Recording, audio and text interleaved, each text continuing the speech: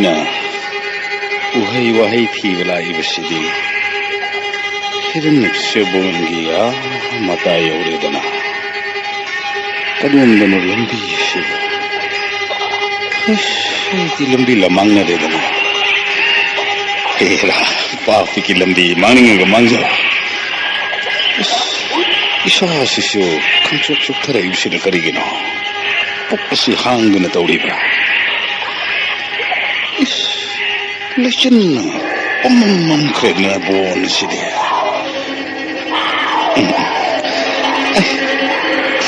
सिदे कन्ना किस सिसो कन्ना एक हाथ लाऊं ताजा ताजा अना दुम नहीं सिसो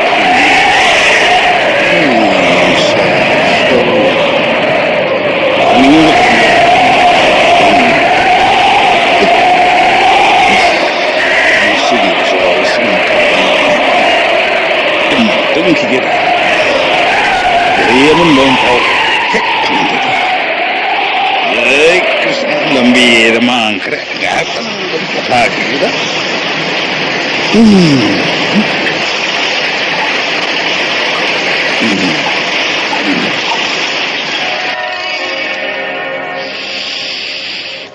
꼰폭뿐이다. सुखब हिरण्यक बोन मनुंगसिदा दादया में भीमसे लंबी लमांग नरेरो दादया में की मपोक्ता नूंगदी सीब महादेव की मनाई ओयो हमेना विधि न तमखिबदो यौरुक लेदन ngasi फरे अदुंगे वृंदावन दा भगवती दुर्गाना भगवती पूर्णिमासी हाना रास यौव मतम दुदो कृष्ण अना महादेव सिमुखीब सेंग अदु दादयामद पिजाहन दादयामसे कैलाश कोइरुरसनु ngasidi कैलाश यौब लंबी ताकपीरगे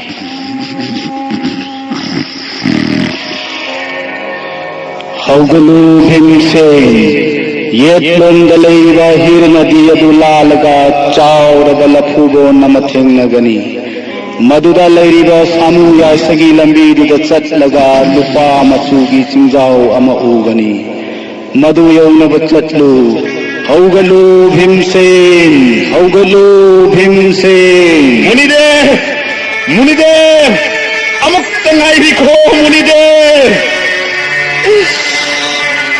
कमानो होजिकदा करिनो ओ मंगनिदना आईदी फना कोई न तुम लुरमाले दना नोंग सुमाले दना नोंग सिट के बसिंग तो सुनियम करे दना होजिकता मुनि की बेसेट पा श्री कृष्ण की खोंजेन मान बदुना हायरम बदबू करी ये ओम दलई वही न दिलाल गलफुबोन थेंगनगनी मदुतगी खरा चटलगा लुपा मचुगी चिंजाओ मऊगनी मसी नत्रने मानी भाई चटका तुम मींगसिरा भाई भगवान की कृपा यंग भाई तो नहीं चटकदी चचलगे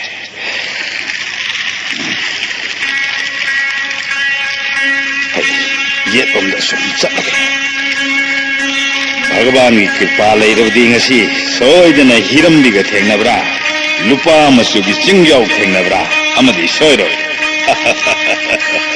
जय माधव जय कृष्ण पुनः वना नरक मोंसोंग मरक इसलिए सब इसलिए आहाव उन्हें खिदरेदा खिद नदी है बतुबो कयाम हुआ इब्जाना लेबु लेरिब्रा लेबु लेतब्रा मथम खंजा अतेदा इनकम मरकनी है मित्त बुथलंगनीदा सोमदगी मोंसोंग सिखाव गई हेक सके इसिम खोंगम लेना जिंदगी सेंटरक माली सोइद्रे अनकपद तुरेना मदी सोइदन लेरमगनी ओ हरा लापदेसिंग चेनबगी मखोल अमा तारिबसी सोइदने हिरनदी हाइबदु ओइबा ताइ आदा लेरे मसिबु हिरनदी हाइबदु ओइदिद्रने असोम वामदे लेरिबा लफुबोन सिददी मंगदा हाइरमबदुगा चानिसे फाइ लंबीदा खौरांगत्तनबा इसिंग अरुबसी खजो खरा थक्सिलगा तुरेलसी लालगे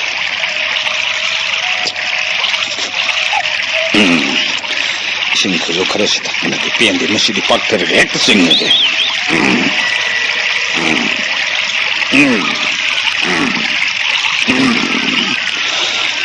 जय गंगा माता माई बेमा मागी फिजी फिना नेटबे सुवरौबिगनिको नचा लांथोक्सदे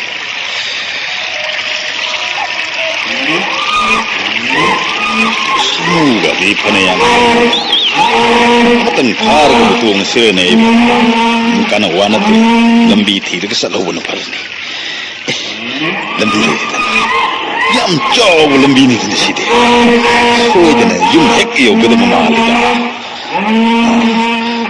हिरनदी दी लालसे पुम चोने सोलसे ngak lerga kamza ki bahai deni ei samu yai samasa sa na koi nei bu urga sab le tu ni yengibdi karigino ai ese taibang mini ne taibang mi adu gai na paire ibisina gada khangabro ki su ki ri male ne chelu ngehak tang tanaduna sana sirai ba ai chelu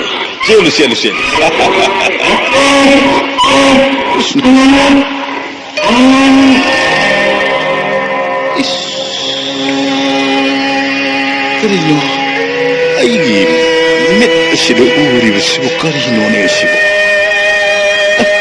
Nungsagi maisas ni yei beda lupa macu mana langi besibu karam becingno ne.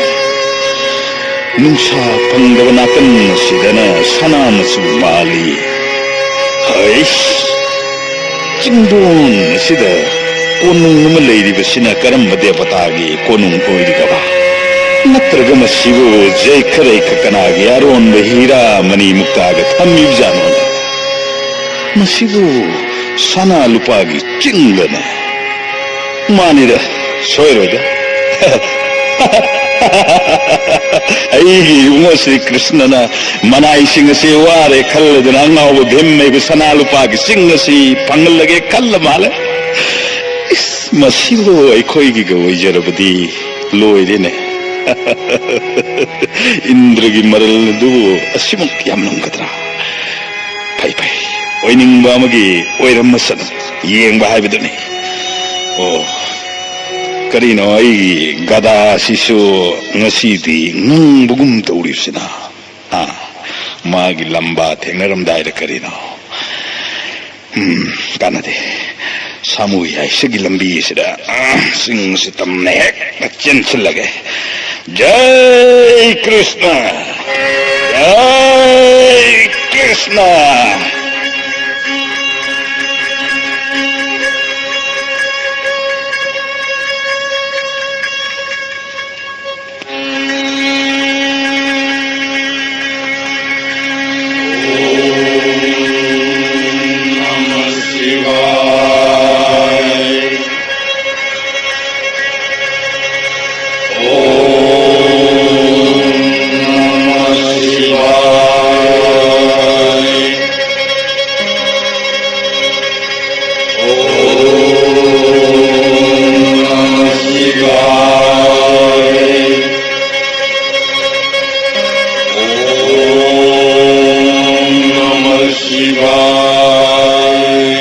Ngasi bal khilage muni singasi Prabhu gi prathana sangit asin to nanungsi na sakrada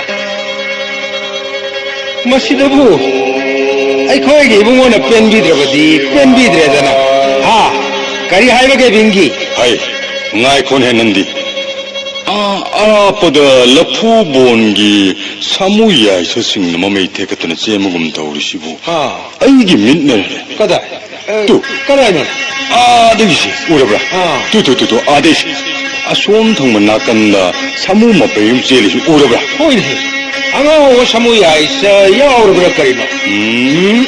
ꯃꯗꯨꯁꯨ ꯃꯥꯟꯗꯦ ꯁꯥꯃꯨ ꯉꯥꯎꯕ ꯃꯇꯝ ꯅꯠꯇꯦ ꯀꯔꯤꯒꯤꯅꯣ ꯑꯗꯨꯗꯤ? ꯍꯥꯏ ꯑꯔꯥꯞꯄ ꯍꯤꯔꯩꯅ ꯈꯕꯣꯟꯗꯒꯤ ꯇꯝꯊꯤꯕ ꯁꯥ ꯀꯩ ꯂꯥꯛꯄꯖꯥꯠ? ꯃꯗꯨꯁꯨ ꯊꯥꯖꯗꯦ ꯑꯗꯨꯛ ꯂꯥꯞꯄꯗꯒꯤꯕꯨ ꯁꯥ ꯀꯩ ꯂꯥꯛꯀꯗ꯭ꯔꯅꯦ? ꯕꯤꯡꯒꯤ ꯅꯠꯇ꯭ꯔꯒ ꯀꯅꯥꯒꯨꯝꯕ ꯖꯛ ꯈꯔ ꯈꯅ ꯃꯆꯤꯟꯖꯥꯛ ꯊꯤꯕꯒꯤ ꯁꯥꯃꯨꯁꯤꯡ ꯑꯁꯤ ꯇꯥꯟꯅꯕꯤꯔꯕ꯭ꯔꯥ ꯀꯔꯤꯅꯣ? ꯑꯗꯨꯕꯨ ꯀꯅꯥꯃꯠꯇꯗꯤ ꯎꯗꯦꯗ. ꯍꯩ ꯀꯅꯥꯅꯣꯅꯦ? ꯀꯅꯥꯅꯣꯝꯗꯤ ꯎꯔꯦꯅꯦ. ꯍꯥ ꯇꯨ ꯌꯦꯡꯉꯣ. ꯂꯐꯨ ꯃꯔꯛꯁꯤꯗ ꯃꯈꯨꯠꯇ ꯀꯩꯅꯣꯝ ꯄꯥꯏꯔꯒ ꯆꯦꯟꯕꯒꯨꯝ ꯇꯧꯔꯤꯁꯤꯕꯨ ꯃꯤ ꯅꯠꯇ꯭ꯔꯦꯅꯦ? ꯀꯗꯥꯏꯅꯣꯅꯦ? ꯑꯥꯗꯦꯁꯤ ꯁꯥꯃꯨ ꯌꯥꯏꯁꯒꯤ ꯂꯝꯕꯤꯗ ꯆꯦꯜꯂꯛꯂꯤꯁꯤ ꯎꯔꯕ꯭ꯔꯥ? ꯍꯣꯏꯅꯦ ꯃꯁꯤꯗꯤ ꯃꯤꯅꯤꯗꯅ. ꯃꯤꯅꯤ. ꯃꯥꯅ ꯄꯥꯏꯔꯤꯁꯤꯗꯤ ꯀꯩꯅꯣ? ꯏꯔꯪ ꯂꯪꯕ ꯄꯣꯠꯅꯤꯅ. ꯀꯔꯤꯅꯣ ꯃꯁꯤꯗꯤ? ꯃꯁ ꯒꯗꯥ ꯅꯠꯇ꯭ꯔꯅꯦ? ꯒꯗꯥꯅꯤꯅꯦ. ꯃꯥꯅꯤ. ꯒꯗꯥꯅꯤꯅꯦ. ꯒꯗꯥꯅꯤ.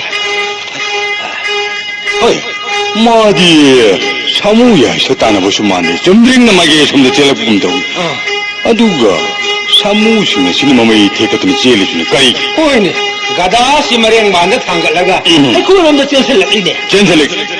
ꯚꯤꯡꯒꯤ ꯃꯁꯤꯕꯨ ꯀꯅꯥꯒꯨꯝꯕ ꯄꯥꯎ ꯄꯨꯕ ꯗꯨꯠꯇꯒ ꯑꯣꯏꯔꯤꯗ꯭ꯔꯥ? ꯍꯦꯔꯥ ꯗꯨꯠ ꯑꯣꯏꯔꯒꯕꯨ ꯃꯤꯅ ꯆꯠꯅꯕ ꯂꯝꯕꯤꯗꯗꯤ ꯂꯥꯛꯇꯅꯕꯨ ꯎꯃꯪ ꯋꯥꯃꯪ ꯐꯥꯎꯔꯒ ꯂꯥꯛꯄ ꯍꯧꯅꯗꯦꯗ. ꯌꯦꯡꯉꯨ ꯆꯤꯡꯈꯣꯡꯗ ꯂꯦꯞꯈ꯭ꯔꯦ. ꯐꯤꯕꯝ ꯃꯨꯔꯇꯤꯁꯤꯗꯤ ꯐꯖꯩ ꯋꯥꯡ ꯆꯥꯎꯋꯤ. ꯃꯇꯤꯛ ꯃꯒꯨꯟ ꯂꯩꯕ ꯃꯤꯗꯤ ꯃꯥꯜꯂꯤ. ꯌꯦꯡꯁꯤ ꯃꯥꯅ ꯇꯧꯔꯤꯕꯁꯤ ꯀꯔꯤꯅꯣ ꯈꯪꯗꯣꯛꯄ ꯐꯩ. ꯌꯦꯡꯁꯤ. ꯀꯩꯅꯣ ꯃꯥꯅ ꯇꯧꯔꯤꯁꯦ? ꯆꯤꯡꯈꯣꯡꯗꯒꯤ ꯂꯩꯄꯥꯛ ꯂꯧꯔꯒ ꯃꯌꯥꯅ ꯆꯤꯛꯇꯨꯅ ꯌꯦꯡꯕꯒꯨꯝ ꯇꯧꯔꯤꯁꯤꯕꯨ ꯃꯁꯤꯕꯨ ꯆꯤꯡ ꯂꯩꯕꯥꯛ ꯆꯥꯕ ꯖꯥꯠꯂꯅꯦ? ꯍꯣꯏꯅꯦ. ꯒꯗꯥꯁꯤꯅ ꯆꯤꯡꯈꯣꯡꯗ ꯅꯝꯒ ꯊꯥꯏꯅꯦ. ꯃꯥꯒꯤ ꯒꯗꯥꯒꯤ ꯁꯥꯐꯨꯁꯤ ꯀꯜꯂꯤꯍꯦ. ꯆꯤꯡꯌꯥꯡꯁꯤ ꯌꯧꯔꯛꯏꯅꯦ. ꯚꯤꯡꯒꯤ ꯃꯁꯤ ꯑꯆꯝꯕ ꯃꯤ ꯃꯥꯟꯗꯦ. ꯃꯐꯤ ꯃꯔꯣꯜꯗꯤ ꯅꯥꯇꯩ ꯆꯥꯗ꯭ꯔꯕꯁꯨ ꯃꯒꯨꯟ ꯍꯥꯏꯐꯦꯠ ꯂꯩꯕꯁꯤꯗꯥꯅꯤ. ꯃꯥꯒꯤ ꯃꯇꯧꯁꯤ ꯂꯨꯝꯗꯨꯅ ꯑꯃꯨꯛꯇ ꯌꯦꯡꯁꯤ.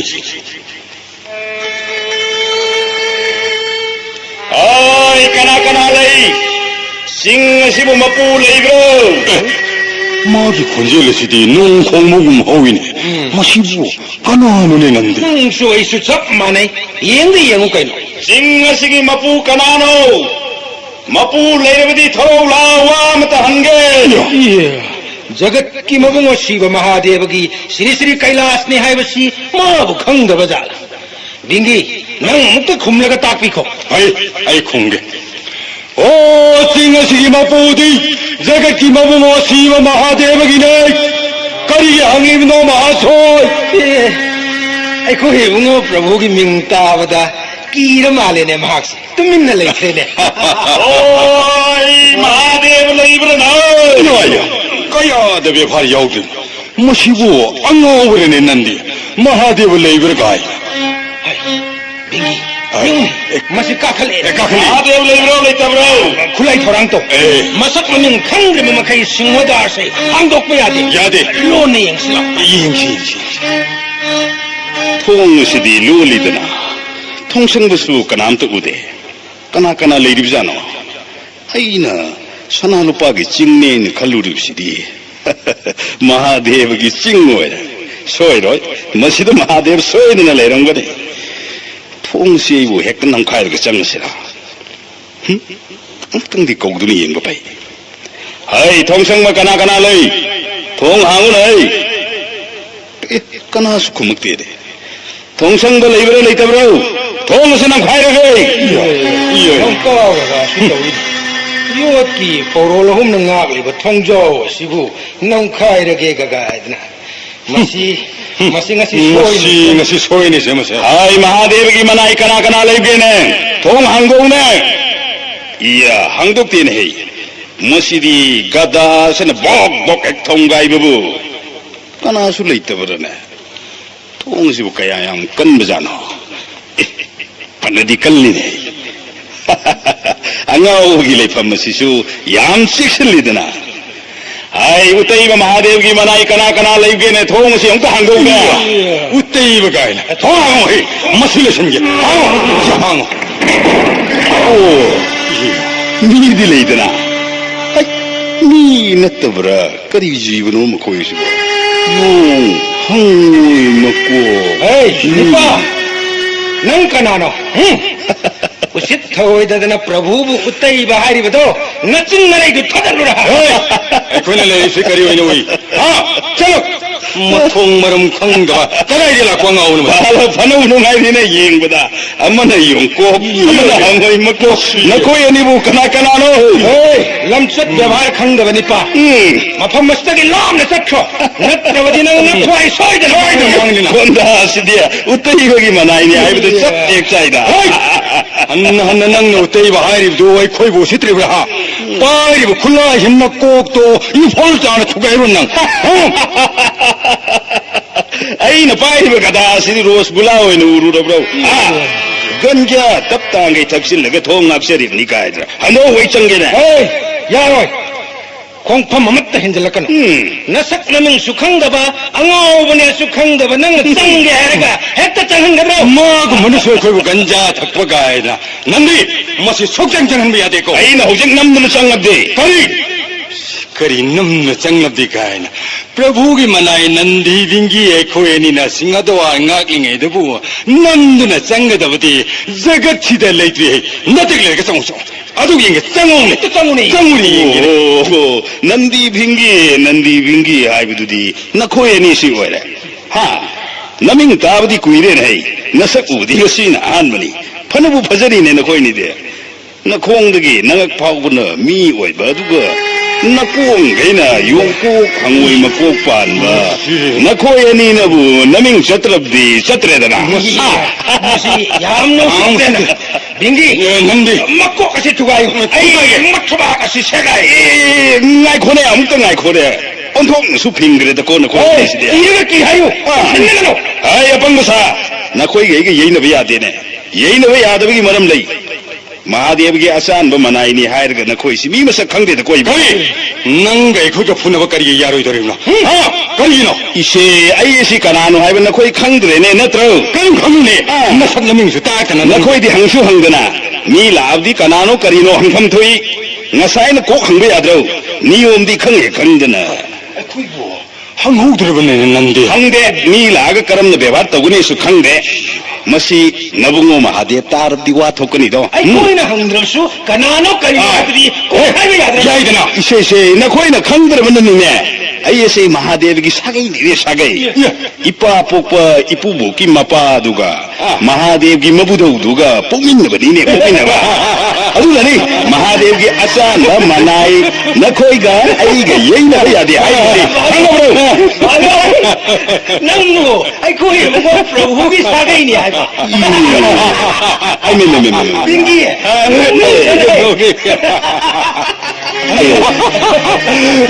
सीव सीधे लगा वो जो मत नहीं नहीं आई में 아이 나티 남나 빠리 버가다 아두디 이분가 프라부기 마부도 되길 나오브라 세세 मखोई सिरी तसे गोंजा ngawredana ai ngai khone ai washing ka ta khone ye yo mo kusidi kabu mo bai hangoi ma ko kusina no kusidi ai di imha na ko kai de bu hangoi na no kusi shom da wo ye ko 오이네 예오네 마는 뭐이지네 거리기노네 하 멋진 거 다오게 뭐이네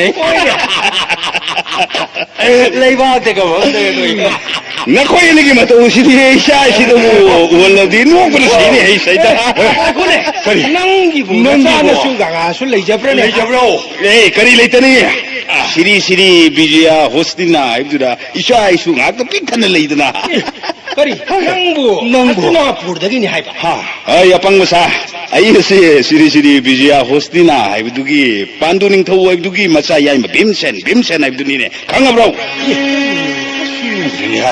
ai hangoi ma kok yong kok na khoi de wai na phagi taw godro yeng wai si kana malik mun yeng 아이씨고 좀 얻어야 했는데 아이 이행시 아야 한게 방 어이 니빠 낭나 Siri Siri Hostina Hari Dukarigino Ha. Siri Siri Vrindavan. Siri Siri Dwarka. Siri Siri Kailas Haina Vidile. Siri Siri Hostina Haivide Koita de Ko. Ade, Koita de no Ha. Na khoi maduta da boira. Kaude. Ipa ibungo Pandu Maharaj na aibo ni suba masawe ne hek pangjabadagi hostina si siri siri hapkhadni dana. Masida natana Dhanmara Yudhishthir gi manau aibusu siri siri Bhimsen haina kauna kharabni khangabro. Karam Siri Siri Bhimsen Kaugadoribno Ha. Siri Siri Haivasidi. Sakti Lerva Jagat Kimavu Bhagavan Krishna gi Ming the Hapne. Devata Singi Nam the Hapne. To. Aduna ni ne aibu siri siri Bhimsen kauribsa. Dwarka gi mabungo Krishna magna dadayai ma haina bevar tawiriba aibu si siri haidrudi kanada hairuni. Nabungo Mahadev na ka phangbangam potnante de. Haujikti sak khangnaramnina ai changba yaradro. Oi. Ai khoi ibungo gi wa tadrabdi kanam ta changba yarad. Khangabra. Tangai phadana nang changjage haragana ibungo da duk hana hangaluga ta. Adudi hangaluro nang nabungo dura sai sing matam henkini. Chalo. Phare. Ai khoi na halaktri phawba nang swai da lengdana leramuko. Bhingi. Nandi. Ibani changlaga ibungo da duk hangaluga sida. Phai sasi. Ai, nang swai di henjalak bayaroi ko. Ai, kari nang naming edo ba. Siri Bhimsen hai Siri Bhimsen. Ai nang lerang ko. Ai, Nandi. Mana pandak yai ma ba Bhimni kain hairi sibu. Oiram mabadi phai ko. Natrabdi mangasi matik thokolang nesiko. Lau changja. Tok palakna kada. Siri Bhimsen. Makoina. Siri Aibu ngairamu hairga aine hek ngairurubdi makoina ngamba mankrani sa.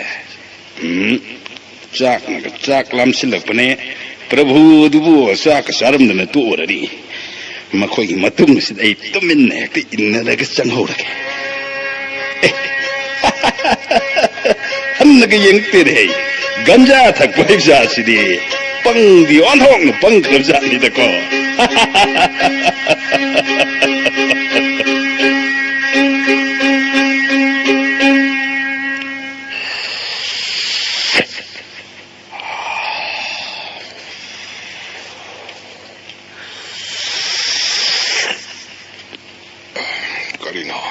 Ngasi asibu pukningda karigumba maningsinglakpagum tawida dihe manung asida Sri Dwarkanath lengsilaklaga kui krabawa pham mamabu ningsinghanbra karino ningkok lawida Prabhu gi karma mayathang laikhibagene hi Nandi Bhingi ani asina asuk taha selakibasina karigino kari tawre Prabhu, Siri Kailaspati Bholanath.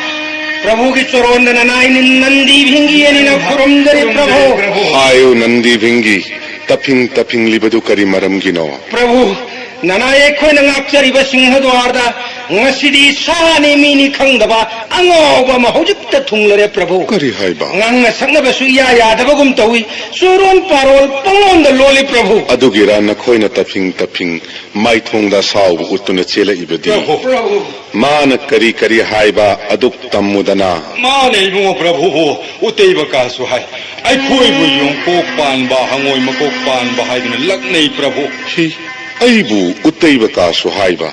Kanano ne Bhingi. Mana haibu ibungo Prabhu gi sagaini. Kari. Magi mabubo ki mapaduga.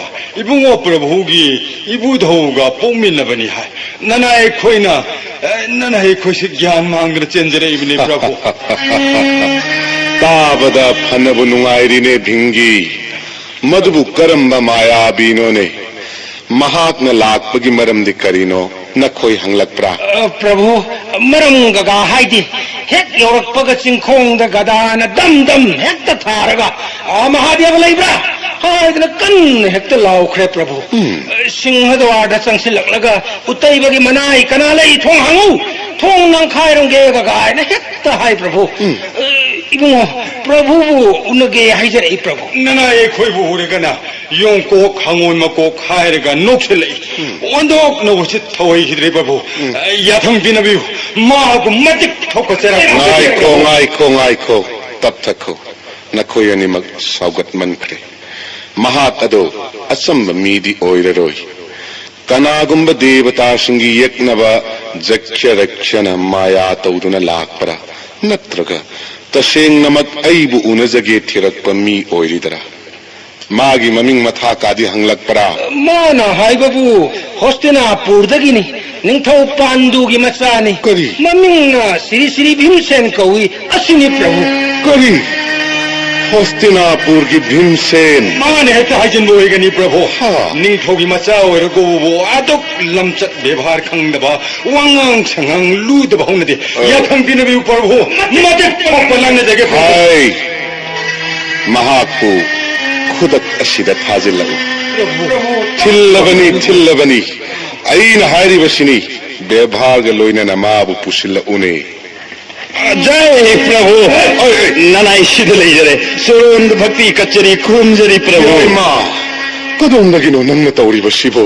हगलु लाउने इपा मुक्त कोनगे लाउने इपागी भीमसेन प्रभु ननाई बुंगापियु इसासी अंधोक नाक करिनो भीमसेन इपान नुंसीन कोनबिरगा चैना खोल फावबगुम तौरिबदुबु अशोकपन गा यावखिब्रनी चाबो ननाई आई लंबी दरी अशोकपन अमत्त यावजरक्ते प्रभु की कैलाश यरोक्लक सिंह द्वार नाकलिब ननाई अनीसना तब ताबा मखे येबिरिबनी ने प्रभु असेंबरने आइमा थाजे बिदरगे येंबियु ननाई की लेंगजुम सिदा पोंकलिबा थबा की सरु तोंथोइबसे ननाई अनीसना पाइरिबो योसुक असिने थोमदगी ने अमुक येंबियु ने प्रभु करिना महाशय अखोइदी खुबांग फाव नंगबु सेट थाखिबसु लेते प्रभुदा पंगाय हाइजिनबदी नंग फजमंदेको प्रभु ननाई ओ खोंनबु कपचरमद्रबदी आई ngasi सोइदना कैलाश सिदा प्राण थारमगदबनि प्रभु माने ngасai ngangखिबदुगा होजिक कयादा खेतरिमेस मसी लो येंबियु प्रभु येंबियु हौजिकसु धमका तौरिबसिनी आइना हाइजबक सुक्ता ताबिदना पंगयैदे येबिरिबनि ने प्रभु याइमा नंगबु मखोयनी नंगमगदरने नकुत्त गदासु पाइरी कल्लब हिंसा याई तंब कया नखुत्त तूख्रबा जगत असिन किनरिब नंगबु नंदी बिंगी न फुई हाइबसिदी इपादी कया थाजदे दो याइमा प्रभु ननाइनबु खुद हंजगे खंजरमबदी मखोयनी सिदी गदा याउद्रबसु ननाइगी ओइगी खुपीगा खुदोंबिगा अनिगन चपखायरगा लोइसंजबा याउ आई खोइबो अमदुमक्सु इपा इबुंगोगी मा येंजदुना ननाई तौजखिदे हौजिक्ति प्रभुगु उनजरबनिना ननाइना वाकचरिबसिदी कोइबु दंदी पिबिदबा हाइबदुदी प्रभुगी अपामबनि ननाइदी खजितंग पेंजदे प्रभु हाय नंदी भिंगी प्रभु नखोई याइमा भिंबु फुई हाइबसी चुम्ब्रा सेंग खुमुने प्रभु कदाइदी वानोदा प्रभु ननाई खुदी चमचमना सिंहद्वार ngakjabani महासुयसने लालगा धमकाबु तौबने लकबु लकनबने चुरुल पारुनबु लोनबने तौबुदुदा अंगाबो ओरबोय निंगदुना तानबदी तानथुकली पुबु चैबदी यौजखिदेने प्रभु हाय मी लाकलगबु कनानो करिनो हाइबसु खंगदना अंगावबनी हाइने हेक्ता तानबा हौनबरने प्रभु मानदी बुंगोगी नाम का पल्लगा उतेबगासु हेक महाय हाइद्रने नंदी प्रभु हाइबनी उतैब हाइबनी प्रभु उत्तैब मीबु उत्तैब हाइद्रबदी करी हाइरुनी मदुदा सौफम लैब्रो हाइसनुने मदुदसु नते अखोइबो योंको पानबा हंगोय मको पानबा हाइरने हेक्ता मरक लग्नदर नंदी लग्नरी प्रभु गंजा थकपसु हाइ प्रभु हाय अपंगबसा नखोइने योंको पानबा हंगोय मको पानबगी बु पाली हाइबनी गंजा थकलबदी गंजा थकपा हाइबा मसाना ताबनी साउरिब नखोइने हेन ngaure na hey प्रभु ग मानखरे मान प्रभु सागैनी अदुनी आदानी पंहाय धाय मसिददुबु अंगावबनी हारुदुबु प्रभु याइमा नंगबु आइगा सागैनी हाइरुरबरने मखोइनदी पंफुदु फुबदुदा खरा फगदर खंजदुना आई हेक्ता हाइजखिबनी प्रभु अदुबु नलमद्रबदी ननाई आई ngasi प्रभुगु उनबो फंगजरमोइदमनि माछोय वासे Chumna ngani skonne प्रभुदी महासय aina hairibsida kari lankhrabe nakoina thakpadagi ayuk ngantana thungjararaba chakna siuna lamasibu hojik numidari yoro phabu changandribe natro कयाद ओइदब ngang यौरपदी हौजक्तम मंगाइरी अयुक ngandadi thunglei kaina प्रभु ननाय खोइ खांग ngamjaletre yarabadi nipasi ai व्यवहार खंगदबसिंग सिदी प्रभु इबुंगो याय महायुने नखोइन उसितब याब मीसु नत्ते जगत की मबुंगो द्वारकानात्मक न दादयाय महायन व्यवहार तौरिबा मकुत्त कल्ल कल्लब कयातु ख्रब गदागी युद्धद ममिंग लैरब पांडव की ब्रिकदर भीमसेनबु नखोइन उसितब याब्रो अदुगी सुमथक्ता लापलब कैलाश असियौन मपा ऐ लैरि हायना लाक्लिबसि नुंसिद्रा इसाब वहनबगिदमक नखोई दंडी फंगनिको प्रभु ननाय खोइ मुक्तंगा पिउ अइंगोंद नत्ते अइंगोंद हायगदब नत्ते यायमदा ngakpiyu हायजो हौजिकमक हायो इहे हायरोने नंदी भिंगे ꯑꯩꯅ ꯉꯁꯥꯏ ꯈꯪꯅꯤ ꯍꯥꯏꯈꯤꯕꯗꯨ ꯈꯪꯉꯦꯗꯅ ꯅꯈꯣꯏꯅ ꯉꯝꯕ꯭ꯔꯥ ꯑꯩꯅ ꯉꯝꯕ꯭ꯔꯥ ꯀꯝꯗꯧꯏ इसे नंदी भिंगे नखोयनि ngakpiyu हायररोइद्रा ꯌꯥꯔꯟꯗ ꯄ꯭ꯔꯚꯨ ꯃꯈꯣꯏ ꯃꯇꯨꯡ ꯃꯅꯥꯎꯗꯤ ꯒ꯭ꯌꯥꯟ ꯈꯔ ꯇꯥꯖꯔꯅꯤ ꯂꯥꯟꯕꯕꯨꯗꯤ ꯃꯈꯣꯏꯅ ꯂꯥꯜꯂꯤ ꯑꯗꯨꯕꯨ ꯉꯥꯛꯄꯤꯌꯨ ꯍꯥꯏꯕꯗꯨꯃꯛꯇꯤ ꯄ꯭ꯔꯚꯨꯒꯤ ꯃꯅꯥꯏꯃꯛꯅ ꯍꯦꯛ ꯍꯥꯏꯔꯕꯗꯤ ꯖꯒꯠꯅ ꯋꯥꯔꯤꯅ ꯍꯧꯔꯅꯤ ꯑꯩ ꯁꯥꯎꯖꯗ꯭ꯔꯦ ꯇꯣꯛꯄꯤꯔꯁꯤꯗ ꯄ꯭ꯔꯚꯨ भालो है भालो इसागी पुक्सेल सिदी फजैदा उरेदना नंदी भिंगी प्रभु राज वंशद पोक पहाय बसिदी ngakpi हैबगी गुंतन लैतेंगबनी इकाइद्रा नबुंगो यायमगी ममांगसिदा चल नथौ तौर इहे तुमिन लेबलिबदुबु कैदौरबगे नखोयनीबो प्रभु ननाय खोइ ngasiसिबु भाव इता तादब बुद्धि मांगबगुम्बा मतौइ इरान होइने होइने इरान लांजदबा अइबु खरा वाहल्लुरे नत्रौ अदुबु अइने यारे तोसि हायरेदना मखा तानररुसि कैदौरबगे होइने होइने अदुम तौरसिने भिंगी नंगन वाजरिबदु अइसु खंगिने प्रभु ननाय न हायजबदि एरा अइ साउरगेदो यानरसी हायरगा मखा सुम ताबिरेबिसिबु अइने थोक इचतखिदे नंग ये करी वानो यायमा तब थौने अदुम ने हेक चटपे याब्रो है नंदी भिंगी प्रभु लाओ साउनिंग पोय इबुंगो यायमगा लेंगोनो लेंगोनो ने ngasiदगी खंगना चानबा हायबदु ओइरबनी साउनबा वारौनबा यादेको इसी लेंगोनो ने हो मासोय अदुनिदना साउनबा याब्रदो फरे फरे सिंहद्वार ngakलोरो चलो ननाय खोइ चक्चरे प्रभु मंगोलोयु अदुदी आइमा नंगने इपागी असिदा असुक वाना लाक्पगी मरमदी करिगिनो फन कुइरे नखोगी वाखल खल्लुदबा प्रभु नमाई बेम Kunti Dharmaraj Yudhishthir Dhananjay Sahdev Nakul मयाम ngam namak yai faridana ko प्रभु ननाय खोइ हौजिक फाउरी श्री भगवान की कृपा दगी अनायक मक्ति यौजते ननायने लाक्सरिबसिगी मरमदे सप्त श्रृंगद हेक उदोय ओइङैदगी कैलाश हाइबसे अमुक्तसु उजद्री जगतन फजै फजै हाइनबदुदा अमुक्तबु येंगरुगे पाइबुबसु दर्शन तौजरुगे अदुना लाक्सरिबदिने प्रभु ओ अदुगिरा फै फै फै इचान ngasiदी आइगे अतिथि ओइबा तारेदनको प्रभु लंबीदी कदोंदगी लाई आइमा नंगबु लंबी खंग्ब्रो ननायने खंगदब लंबी लेजदे प्रभु मंगवामंग पा तुरेल फाउरग हेक्ट यौरप याबसिबु लाई खरपोनी द प्रभु इनक न इदा करिनोने आइमा लमसि फनदी लापनरी नंग इनक न इ हाइरि बसिबो सुमदबुनी प्रभु ननायैदी हिरन क्य बोंदा ननाय हिरंबगी एकला बहिन हिरंबिगा विवाह तौदुना मतम खरदंग लेजरी अदुनने ननाय ऐना न इ हाइजरी हादुमदी इपादी मदुदी खंगलुदरेदना हन खिबदी कमदौबा याइमा प्रभु सामु लमसा नोंसा कई जैखरे खमरक्ता साना साना उमंग वामंग पंग पाव दो पावर को पंग चत चलगा लोरे नुंगाई खरपोरी दो प्रभु फरे फरे फरे इपाना हन खिबगी लंबी ताकनिको फमु फमु इपागा वारी सासी प्रभु अयुकी प्रसादी का दी फंबी खरबरा हाँ चाहद्री ने याइमा नमाई बे मन साखुम संखिबत मंगाइरी तो ngahak ngai kisine ko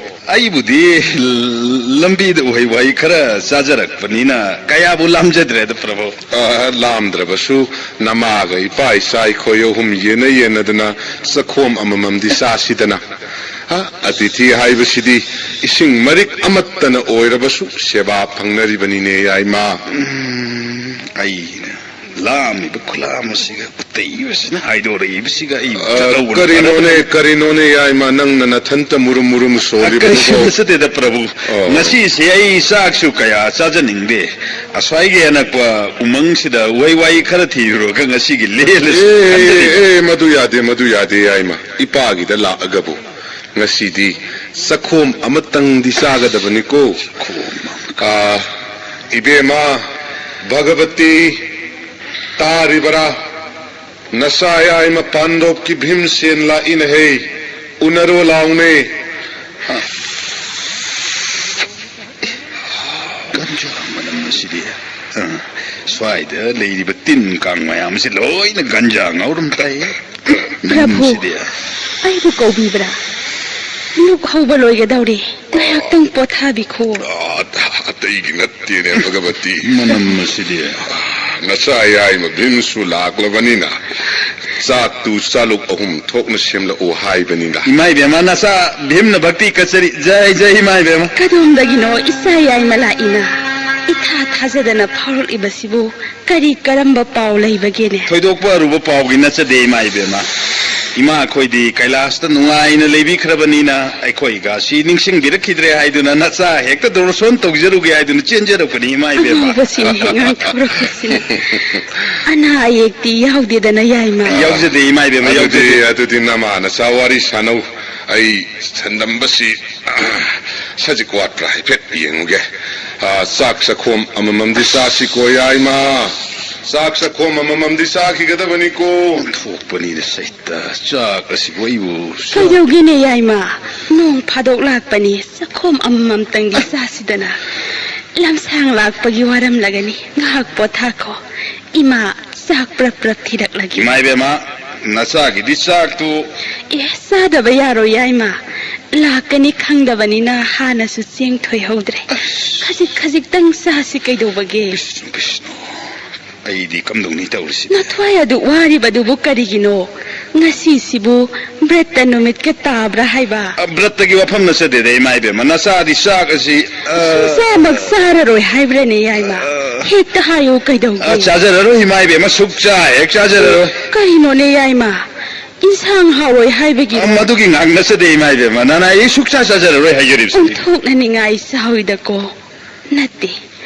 ꯅꯪꯒꯤꯁꯤꯕꯨ ꯅꯃꯥ ꯏꯕꯦꯝꯃ ꯀꯨꯟꯇꯤꯅ ꯊꯣꯡꯕ ꯅꯠꯇꯅꯗꯤ ꯆꯥꯗꯕꯔꯅꯦ ꯑꯗꯨꯒꯤ ꯋꯥ ꯉꯥꯛꯁꯨ ꯅꯠꯆꯗꯦꯗ ꯏꯃꯥ ꯏꯕꯦꯝꯃ ꯅꯅꯥ ꯑꯩ ꯆꯥꯖꯔꯔꯣꯏ ꯍꯥꯏꯖꯔꯤꯕꯁꯤꯗꯤ ꯑꯇꯤꯊꯤꯅ ꯆꯥꯗ꯭ꯔꯕꯗꯤ ꯑꯩꯈꯣꯏꯅ ꯀꯝꯗꯧꯅ ꯆꯥꯔꯨꯅꯤ ꯄꯨꯟꯅ ꯇꯣꯛꯄ ꯇꯥꯔꯦꯗꯅ ꯌꯥꯏꯃ ꯏꯃꯥ ꯏꯕꯦꯝꯃ ꯑꯩꯈꯣꯏꯒꯤꯗꯤ ꯁꯣꯏꯗꯅꯕ ꯑꯗꯨꯝ ꯍꯣꯠꯅꯕꯤꯌꯨ ꯅꯆꯥꯒꯤꯗꯤ ꯌꯥꯖꯔꯦ ꯍꯥꯏꯖꯕꯇꯅꯤ ꯏꯆꯥꯒꯤꯁꯤ ꯋꯥ ꯑꯃ ꯂꯩꯕ ꯃꯥꯜꯂꯤ ꯍꯦꯛꯇ ꯍꯥꯏꯌꯨ ꯀꯩꯗꯧꯒꯦꯅꯦ ꯌꯥꯏꯃ ꯆꯥꯛ ꯆꯥꯈꯣꯝ ꯑꯃꯅꯤ ꯆꯥꯔꯒ ꯀꯩꯗꯧꯅꯅꯦꯒꯦ ꯄꯨꯛ ꯁꯥꯎꯒꯠꯅꯕꯅꯤ ꯑꯗꯨꯒꯤ ꯁꯔꯨꯛꯄꯨꯗꯤ ꯃꯁꯤ ꯅꯤꯡꯉꯥꯏ ꯇꯧꯔꯒꯦ ꯏꯃꯥ ꯏꯕꯦꯝꯃ ꯂꯨꯛ ꯑꯁꯤꯕꯨ ꯀꯅꯥꯅ ꯍꯧꯕ ꯑꯣꯏꯕꯤꯔꯕꯅꯣ ꯀꯔꯤꯒꯤꯅꯣꯅꯦ ꯌꯥꯏꯃ ꯄ꯭ꯔꯚꯨꯒꯤ ꯂꯨꯛꯇꯤ ꯏꯃꯥ ꯈꯣꯏꯅ ꯑꯗꯨꯝ ꯍꯧꯕꯅꯤꯅꯦ ꯏꯃꯥ ꯈꯣꯏ ꯍꯥꯏꯕꯤꯔꯤꯕꯁꯤꯕꯨ ꯀꯅꯥ ꯀꯅꯥ ꯑꯣꯏꯕꯤꯔꯕꯅꯣ ꯏꯍꯦ ꯃꯗꯨ ꯈꯪꯂꯒ ꯀꯩꯗꯧꯅꯗꯒꯦ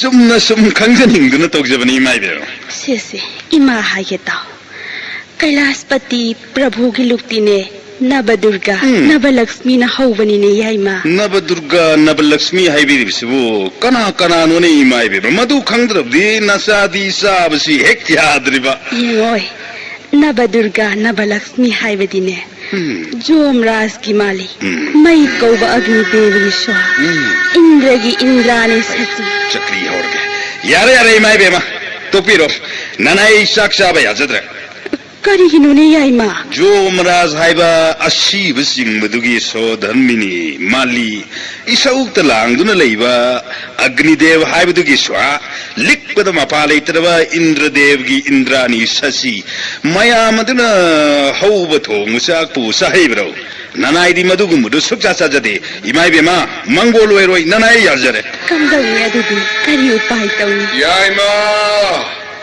yaima ꯄ꯭ꯔꯚꯨ गंगा स्नान तौरुरोदना चाक सखोम अमतंग इपागा चामिन्नरसि हा प्रभु ननाई आई चाजररोइद हाय हाय हाय करिगिनोने याइमा हौनदेने प्रभु सोमदा अमुक्ता लेंसिनबिरा हा ननाई करिगुम्बा अमता करिनो भगवती असोइबा करि लैरे प्रभु इबुंगो याइमासे जोंगी माली सोहा इंद्रानी ससी मयामसिना थोंबा चाक चारोय मांगोल ओइदि हाइरेने कमदौदगे प्रभु कृष्ण कृष्ण भीमगी निंगाई हौरेदना तौरिबसिदि मबुक चाउख्रब सागनख्रब लामगनख्रब मानबु चाक ओइना फम थोक्ते मरम अमा सोइदना लैगनी भगवती आई ध्यान तौदुना मुक्तंग येंगे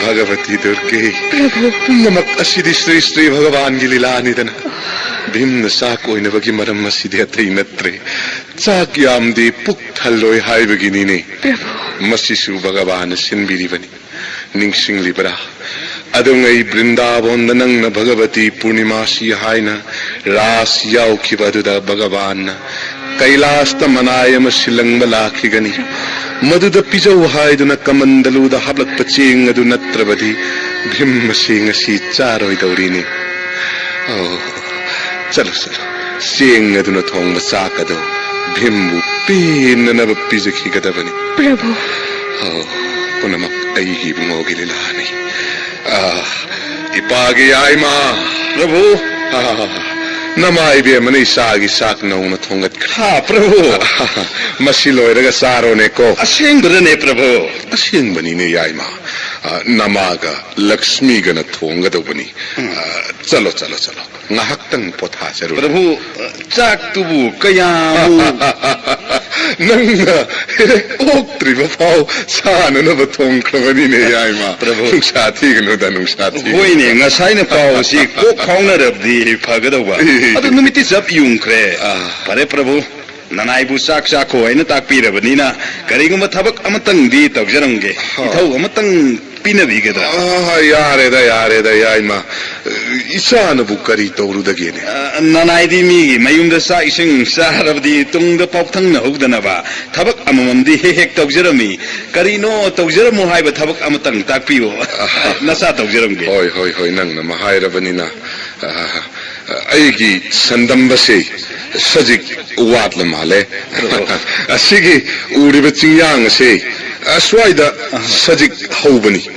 खरा दु पिजरुगे हाइब्रा ननाइबु सन सेंजो हाइबिरि होइने खरा वाबा थबक ओरबदि फगदौबा अरे ननाइ सनाउ मसाजि सजिक पिजजरु भगवती माइ बेमा चाक तो खरा खितनिंग थिन लांगबिरमो ननाइ सनाउ मसासि औ सेंजरु काइदन हाय हाय हाय याइमा खरा सेक्सी लुको वाबिरु मुद प्रभु सनाउ मसासिबु कैदौदगेदा हाय संदंबा तरो लाउ नंगी कोंफैजे हांगिगे कुनु संदंबैबु सनाउ का हाइरिसि कुरंबा मिदानोने ओ वांग साउबनी पा मफन्दुना संगलैसि ओइबा तारे फै लाक्नगेदो नंगसि इया ममित मनागासि सब युंखलदने येंग इनहे हे नबुक मसादु थननब साजरो लाउ हाइबिबनिने मसी मन्ना जि पार्ग थो इचिंग अंगा लमसेट बेबार खंगद सारदना करी येंग सुत्रिबन हा कनानो वांग इबसिबो अतोप संसेन बग लेइरब जाला किद्रेरा ओ शिव महादेव की सादोंग संदम बाइदो मिरोल ngangi थोई हाइबिसि सुम्मिदना साउ करिनो अइबो अंगांग का हाइदना हेदा नसी सि पार हेक चिंग थोक खंगनी हे थौना येंग चिंग मसी कासनो हाइजो सारि नै हेदा नंग मसनाउ मसामन लम हेनबे याब्रौ है नंगक असि मुक्थे के खंगनी कमनवे नरु फखोदना नंग Bayang संदंबै जौजरनी खांगदो ngasi nakaba kudak wai kai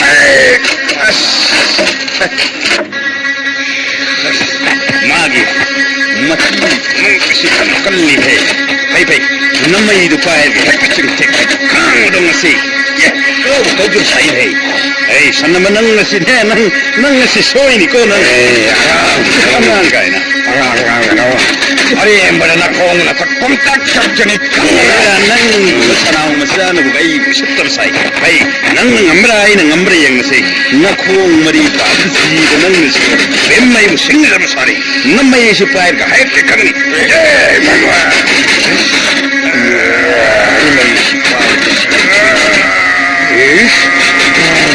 Kita tu pun, iya nang tinggal mengarut, kubung kau kaya, kau jauh nung sumang, jadi yo kan nung urlay dengan nung lay mai dah, hai kan ni.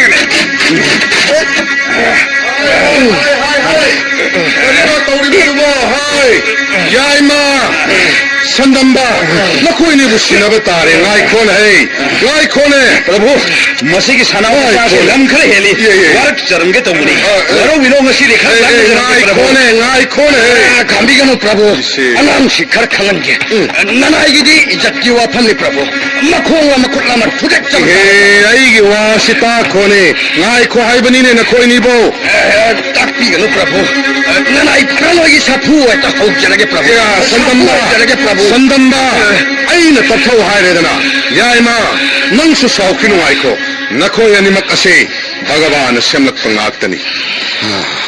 Prabhu gi lila loit ngai damat tamang mu ya banatti, tak tak kone. Ye Prabhu ma yaw dervasu, Prabhu ki lila diri nana thanda yaw su. Madu ya dene yai ma, se. Na khang na draba sunga si dagi di na khoi ani, sakhang mai khang na roko. Sandamba, yai ma se. Hostina gi Pandu Maharaj gi mazai bungo bhim hai na baduni ko amuk han sakri tong na ba yad re ha chalo sajik to nabuk than na saraga hek lak minno Hoine, ngasai na dum hai na phajana sat labdi phaina. yai ma lap na sat khranu tu asiwai da uri ba sajik si pijaraga hek lak minna roko nama na sa ki thorang loi ra bani Lam gi hai ru di nana ye puk ase mathak makha ola bani Prabhu, Prabhu lakse ke Prabhu. Ai sanamba, ai chak lam na loi ra bani. Prabhu se jen khilaki na ko nang thauri se thado pi ke ko. Thai, nang nayu sit thoi da bagi kharati wahal lage.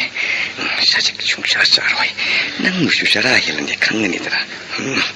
Karena dia lak lagi, ai sel lagi men, Ai jen khil ai nang jen na kaya yam lam jen jaga ni. Ai tana ke khang ni. Chelo. Ai le khale ni. Oi, kaya ke tumin nang le tru le ni tu bo. Ha, kari gino ai mi sanamba.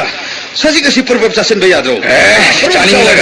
Cani raga to kari. Iya, ai na saja babu panari usi kari gino na. Nang na saba pana ba dubu ni ne sansen ba hairip se. Ai nang bu senari ni ne khang bro. Ba. Ai di sukcha charoi. Ui dina dum lai toke.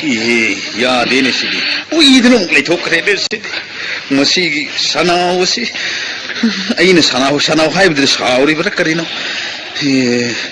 Pare ai sanau su haire roi sanam su kaura roi da hayo ebra mama hayo ebra ai konging dama ai kaur ge se ado nang sajik se puk thara ong ta sa se loi bi nang bo ong sa bai bi ro bi san nang bo Sukcha da bai ai se la man si gi dawrum ni nang na nabuk tandrabadi prabhu mahadev gi mang ai so patare ne ong ta sa se lo kai do ge se ai sajik phoi be yaw ge be se sa ro ba se charo kai do ge nang bo is kam thong si de gad bas ne galai be asal ta bane man ga sajik asi chawai ba mai hadrabadi ai ga si sara hen mat tare is tabak tawge hai jiram dra su pha pa Krishna dina daya moy nang hi pumnam khang mi ubi ni bati nanai bhim mai ne lami ba se khang mi rong ni te ko ha prabhu sanamba sine hek chawai ma yadrabadi nanai su sara hen mat tare Prabhu ki saron da kachari ba sajik kara se sanamba ba sahan mere ko ba buktalan mi ko natrabadi nanai chara hen mat tare ne Prabhu ha Krishna Bhagavan Bashudi bakban ki manaya siyamanidana. Anak panidaku kibo na hakila. Ishwar Paramaha Krishna सच्चिदानंद विग्रह अनादि आदि गोविंद सर्व कारण कारण हे भगवान फरे संसिंग मान पारिब सजिक्से आई हेक्ता सारगे सारो सारो नसाइना अदुमना कोक हेक सारबदी फैदना नबुक थनब चाउसे से चाउ कयादा ज्ञान तारिबनो ngsain khai ningai toge haiba mi yaung tori bo cha aisu swaisida napi mathak sidai ngak patha ki ke wa abana su boy jai krishna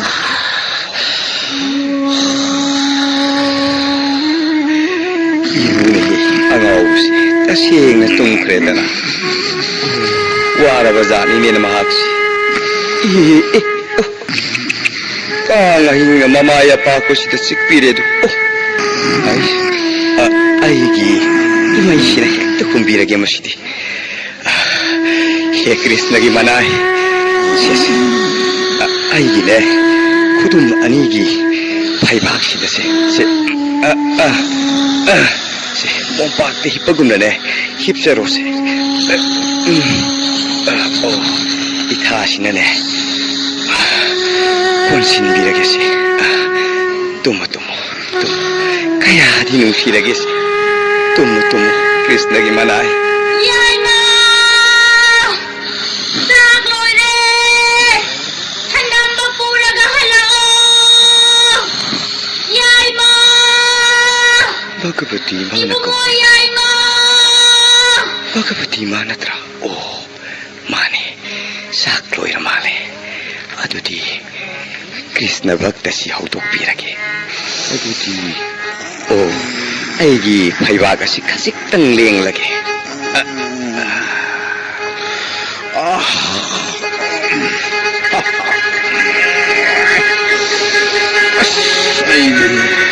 tumlo male dana sige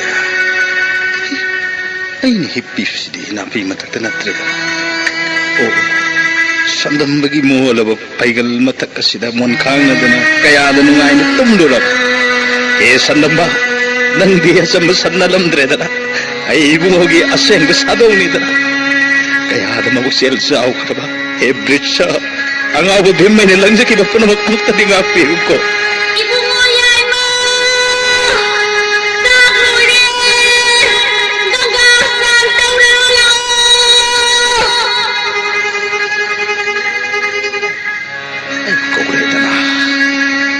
Sanamba, nang natanda sangon sangge haibra mi gi sangge haibra nang thok to ro ai imana kaure ai se lage sak lame ho imai be ba nasa laksare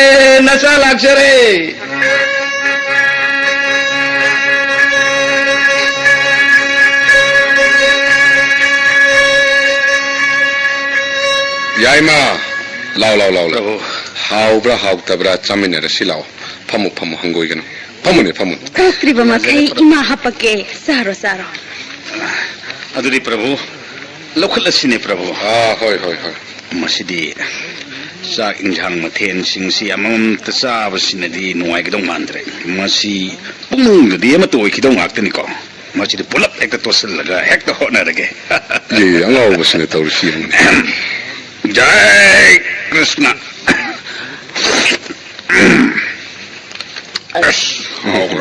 Sau. Paglas ki chieng sidia manam ono sire resaita adungai Sri Bhagavan Krishna Dwarka dagi purkli pije ki beduga ek mana khare da prabhu injang sina marol ma khawri Hey, Bhagavan tambi basak ni ne yaima. Sau. Pin ba. Sau ko. mai be ma sak adu khajik tanga injang khabai amani danga thada birak pa yagadra hoi ima hake sausi mai seng hau khre dei mai be ma koi mai be ma si sa injang thong ba hau bu anok na hai khre da ko saita sa ka si bu mai be ma khajik tanga le bi higidra Lai ima hake pukhanna ba sagadabani ko 숨독시 마이베마 가바이에드나 가지가지 숨 합드는 레기도 서로 꼼빡가서 뭐만데 뿌른 넥다 해도가 나싸기 낙대가 담비우고 봐 나도는 바로 말이네 Yani yani yani ima sum hauke ukri makai haira ukaidogeне mabuk saubunina ok loidra haidna pakhatcharibani hapiyu hapiyu adudi yaima ipadi swaida samapto oirage 마이베마 사카 이상가도 뭐 가직던가 레비르로이드라 lei lei hauke sese yaradra yaima 마이베마 가직던가 sine yaradro 가직던가 마이베마 야르네 또 sindi okladra 노이네 다 히타비로 바이 마이베마 isan he okriba makai imana hapkadhauribane sese sausa करीनो चाक सिदी चरम हेक यो उम तोविदा Krishna Krishna तवाक सिफुंगलेइना यामसु यामन खरेदा ibungo yaima ima sa hapakige याजरनी माइबेमा sa khokaidogeने khajitang hapakige ikairibrane nangbo याजरनी माइबेमा नसादी अतिथिनि कोइ माइबेमा hoine atithi ne kaidaurage आई हगसबा यारनिको yarani yaima आई हेक्ता हगसरगे कोइ माइबेमा karino ne ibungo yaima imabu bhap tadrene चाब थकपगी लोकासुगम कासिबु अतिथिनि हाइजरिबा adugi oreko Hoi. yare yare imana hekta taurage isagi bu kaidawegene होइने अतिथिनि नाइ साक none बाइबदो हेक थोइ नुमदांगदि याम चाद्रसु यारनि हेक तले yarabara yaima Prabhu nangbu puk thallabara थनबत नते Prabhu I Pathor कदोर madudani nangna pamjaribasu natra Prabhu famu famu ipaga wari sasi yaima hoi namaidubu mathakta sum yengibadubu kaidoragene nangbo Prabhu मथक्ता हतलिबा लेतियंग मयामसी assume येंगजरिबा ओंथोकना फजना हतखरेन prabhu pana matapsi am ha aidi yare bhagavati yaima ta pijau yaima namaidu non tharaune pan laune यानी प्रभु हेक्ता सोम the पिबिरो sese lau याजे हिमायमा पान महीसिदी फनदम हाविने चाकसी एक तुम the wake माले हाजरिबा इमाइबे मसी पान तपग वंधोक न हेगर पोनीने आई कैनोम तोरिसा बेरा लाकदौरिना तौरिसिदे वंधोकपनिदको मीगी मयुम मसिदबु कदोम संगनी आइदे karino yaima isabu कदोम संगनी hamba wabagum wida प्रभु नना यही पान सिसारुदगी hainadragana hundokrodana yaima hai namai namitu ngangsing lei humanga su khangi dubu kaidoragene yaima hithage haibro nangbo प्रभु नदी खंगबिदिरबा नना यही खांग बया सिलेक्टरे लुंथरे प्रभु nati lungsare hairisibu koklum warane नसतेरा प्रभु एरा प्रभु मनुंग सोगसनिंग वानी दही यात्रे hai hadudi ada cheludana yaima tu ada uriba lamlongani phangba semra soida leibani chelu ise gada sisu thado kene tawrise chelu su यादबनी ने तौरी बसे जगत ख्वाइदी की लुम्मी न हाइदे दिसी मसी ओइ बताइ मसी खुनिंग कांग से मसिनती कानब जानते योब नंगोइ दोरी माइ लमलो मसी इस यादरे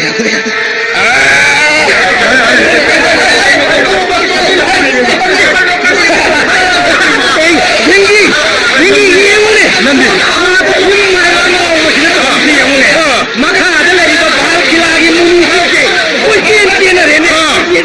마기 구가스투시나 무니싱이 마탁때 로인 하이데레나 소이데나 무니싱이 삽 소이나 상근이 소이나 자리나 무시부터 시행은 노부자래 노위 노리 소이나 버스만 마타래 아 कृष्ण जगत की मपु नाना एवं अशी शिवस्योपद मतारबरने काय जखरेदा करिसु लेत्र बताओ मचा सिगे नमकता इबनु अमुक कौरुद्रने तौरिसिबो होइदा इबम तंजासी यौर फावद मासु खंबी मंद्र बहाइदने जोबनिगा सब इकाय बिद्रे खलवरे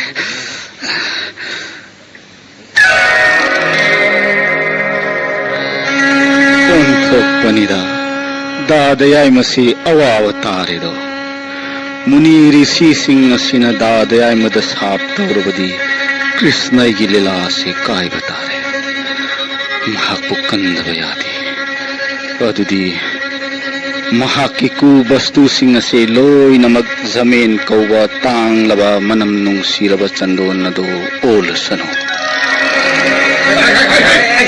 भिंगी मागी याम वस्तु सिंह सी लोई न धमे नोन थे इसलिए चंदो मनम मुनमिने नम्द्रने नम्य हुईने मुनि सिंह से साव गिद्रेने अंग पोपर ड्रॉपने है सैता भीमसी भगवान की मनाई ने है बसे सुम्मेदन नंदी मताई भिंगी सुम्मताई कृष्ण कोई खंग बिना पंसे जय रे तो पनी दा आई करे सैता आई वो सुबह कंदो नहीं माई मद्रुका की मांग माई सी उलुगनी तौरसले नंदी भिंगी द लक्नदना ओइदब खर ngang du buduna karino pom chop chope do chopni ka chop chop tham chope yabra प्रभु ननाई लापना भक्ति कचरे प्रभु ननाई योगजरगे ओन अमुक दोसन पंजरगे प्रभु आई चचरे प्रभु आई चचरे ngai khone ai ma lambi ta khi gene nayam hanuman leiba kusadip adom da chatlu na hai I खंजरे Prabhu ननाई योगजरे angau ba se kai ramale do sen kre halakho yaad rene se Shri भगवान की लीला ने हाय बसे मादि खंखिद्रे दो खरे अदुंगई Vrindavan the Durga न भगवती पूर्णिमासी हाय न रास सानंगई की प्रभु की मया थंग दुधी ऐ सुंगा खरेदना